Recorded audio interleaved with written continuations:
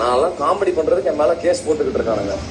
41 பேரை கொன்னவனா ஜாலியா இருக்கான். ஃப்ரெண்ட்ஸ், இப்போ இந்த ஒரு ஆளை நீங்க பாத்தீங்கல்ல, இவர் வந்து என்னன்னா ஒரு ஸ்டாண்டப் காமெடியானா, அதாவது ஸ்டேஜ் மேல ஏறி காமெடி பண்ணுவாராம்.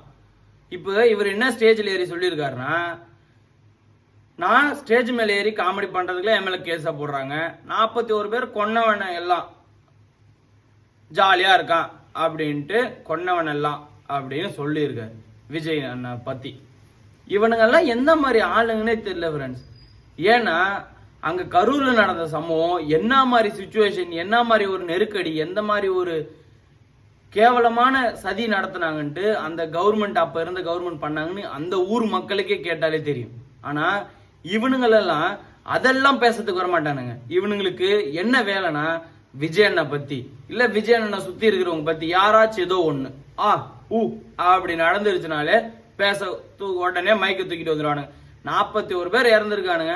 அவங்க குடும்பம் என்ன கஷ்டப்படும் அதை பத்தி எல்லாம் யோசிக்கல.